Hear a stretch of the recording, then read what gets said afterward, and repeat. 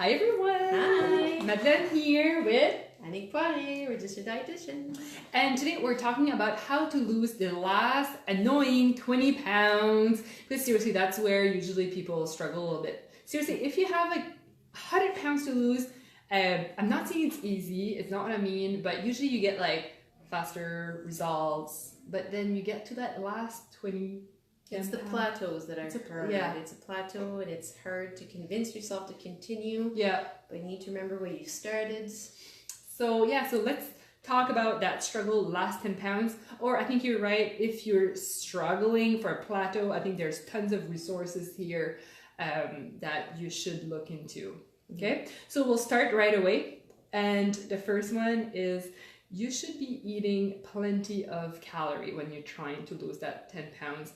And the reason I say that, because a lot of people, when they start either on a plateau or they have that stubborn last 20 pounds, they think that they need to eat less. And the reason why I strongly think that you need to eat plenty of calories, it's because if you are not having the result, it's almost like your body, your body doesn't want to be skinny, okay? We're not designed to be six-pack skinny, like it's just not what your body wants. So we're fighting against nature because he wants to be comfortable. He likes a little reserve because if winter's coming and we're not having enough food, we have the reserve, okay? So if you want to get rid of that last 20 pounds, you need to treat your body right.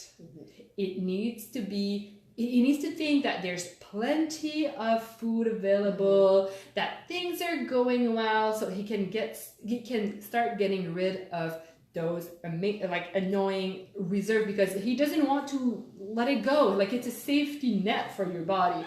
So with everything I'm going to talk about, you need to have that in mind. So eating enough, it's essential. But explain, yes, I'm saying eat plenty of calories, but I'm not talking eat Sour Patch Kid a good or the right kind of calories. So explain that a little bit. Well, properly fueling your body, because your body goes through a lot in the course of a day, and trying to ignore that will kind of go, like you said, against everything you're trying to do. And let's say if you're trying to, maybe you're physically very active as well, that's another factor. So if you want to fuel properly the exercise you're doing, whatever it may be, you also need to recuperate from that. So, and that on its own can be a source of stress if it's not properly fueled in that direction. So that's another thing that your body can hold on to, maybe the last few pounds if it's sensing too tight of a buffer.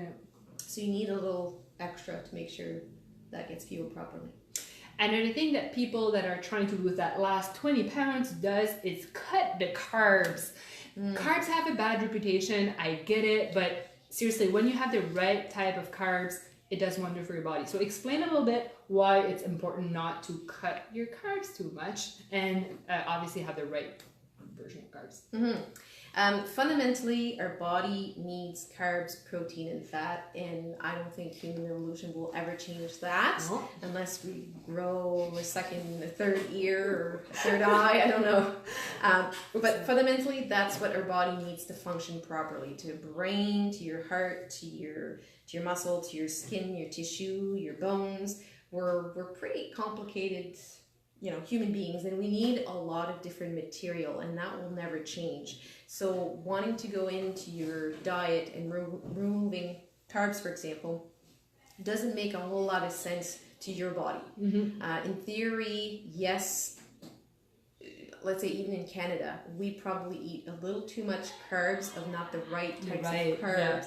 So I'll say, the Eggo waffles or the Pop-Tarts, most cereals, we have a lot of white flour based stuff, like granolas and muffins, or the carbs that I think of maybe like in your coffee, if you have a lot of syrup in there, those are the start of the processed stuff that we don't necessarily need as much, and we're not as active as we were quite a few years ago.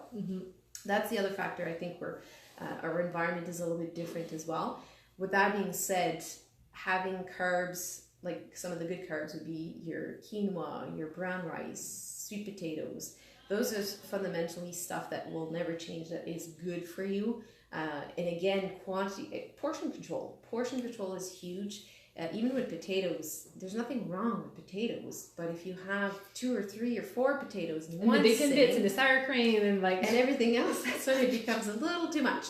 But fundamentally, your carbs actually will support your metabolism, believe it or not. So removing them out doesn't make sense on a metabolism perspective, on recovery, your brain and things like that. So blood sugar, that's another thing. So everything in moderation and portion control is huge.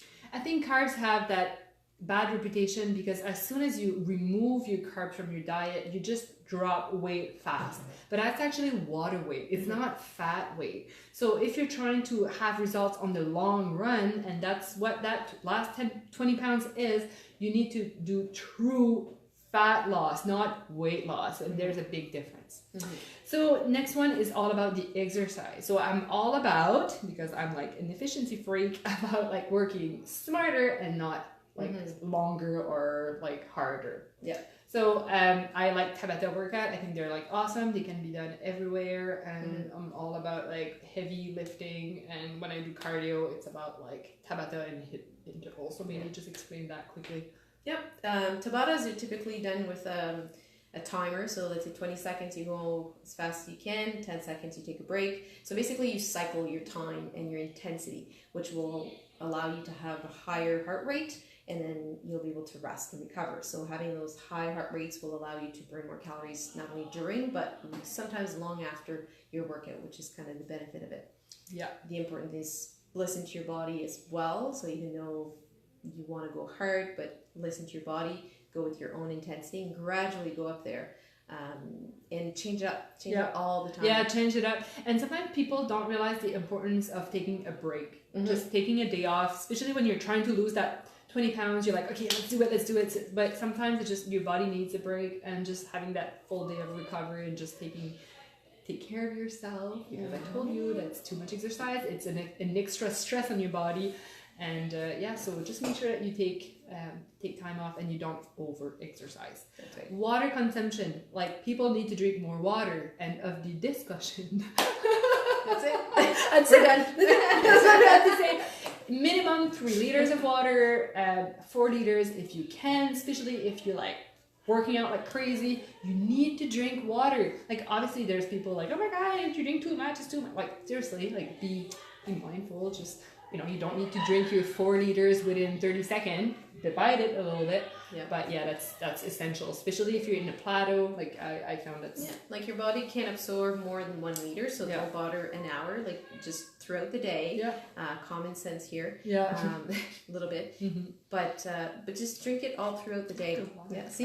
Drink it all throughout the day, and in between your meals too. So if you're gonna eat a big meal, don't drink a lot of water. You won't feel good. You'll just take too much room. Exactly. So just drink a little bit throughout the day is best. Yeah. The next one is you sleep. That's another big factor. Because first, when you don't, I personally, let's say last night I didn't sleep well. Today I'm like tired a little bit, and it's funny, my body it's almost like instead of telling me go back to bed, it will tell me that you're hungry. It's looking for more fuel. So for a lot of people, that's what happens when they don't sleep enough.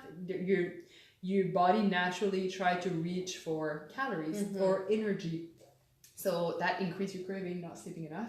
And obviously your metabolism is not working as well because I'm here like all slow and down while I could be like full of energy and like working out and stuff. So sleep well. Anything you want to add to that? No, but I was going to add the stress, which is the next one, but next one over ties into it, so we'll talk about it right away. But stress. So not sleeping enough is a form of stress for your body because no matter how hard you work out, that's a stress. And then we're going to have our daily stress we go through the day, and our body repairs when you sleep. So having that sleep disruption will affect your metabolism, can affect your hormones, so many things. So sleeping is super important. So try to get some good quality sleep when you can, or maybe a quick nap. Like a 15 to 20 minute nap during the day will do wonder, and try to avoid the cravings that way. So that little nap might be better than reaching for that caffeine, which will dehydrate you, or giving into your cravings. And that will bring us to stress. And seriously, 95% of my client coming here, they're doing everything we just said, but they're not having the result that they're looking for, or they should get for all the amount of effort they're doing. It's caused by stress. They are just like exhausted from work, crazy at home. Like, it doesn't matter what kind of stress. It could be money stress. It can be anything. Your body doesn't know the difference between like money issues or being chased by a lion. And if you're chased by a lion, it's not time to lose weight. It's not time to, you know what I mean? Your body, it really wants to hold into those fat reserves because it doesn't know, you know, like what's going to happen, or maybe winter's coming. So it's stress is really, really, like, it's really important when it comes to those last 10, 20 pounds, seriously. And I always say, just take the time, take 2 seconds right now and just go on Google and write effect of cortisol on weight loss. That should get you really convinced. Yeah, and obviously we talked about like a plan that we can follow and forever. That's essential. When you get to that last 10 to 20 pounds, you need to have a plan that whatever you're doing, you need to see it as a long term. Like you can't lose the last 10, 20 pounds with a meal plan, like a crash diet, because as soon as you're done it, like you'll get back to your old diet and get the weight back. Then you get into that yo-yo dieting that's terrible for your body. Yep. And keep in mind that whatever you start, something at first will always go faster and then it'll kind of taper off. So it's the last little bit that's really important. Not saying that the first part isn't important, but it's the last leg of it that's the most important, the most demanding, the most challenging emotionally, the most challenging physically.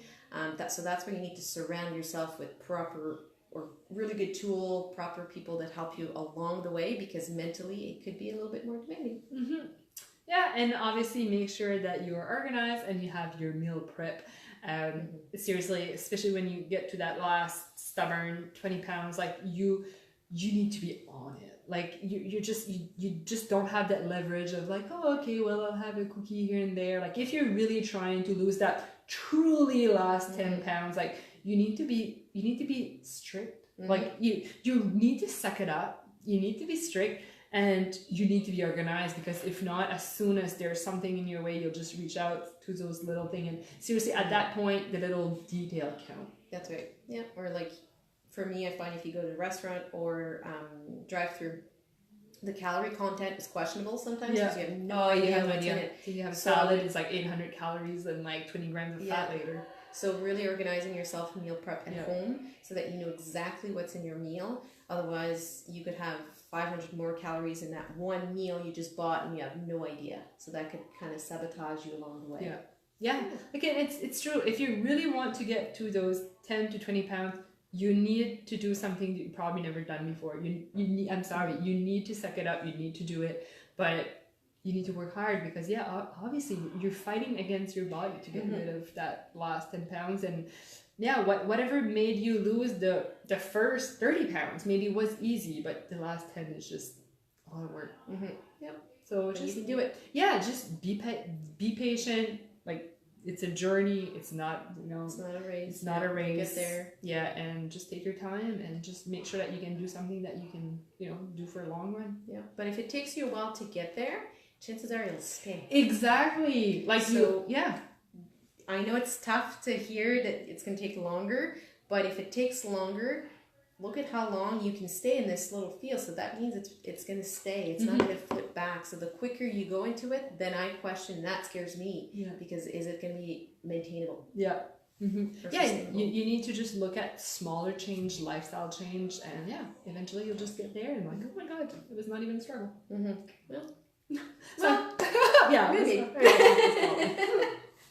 So I hope this helps a little bit understanding how to really lose that last 10 to 20 pounds. Make sure that you drop us a line if you have any more questions. We love answering all the questions. Yes.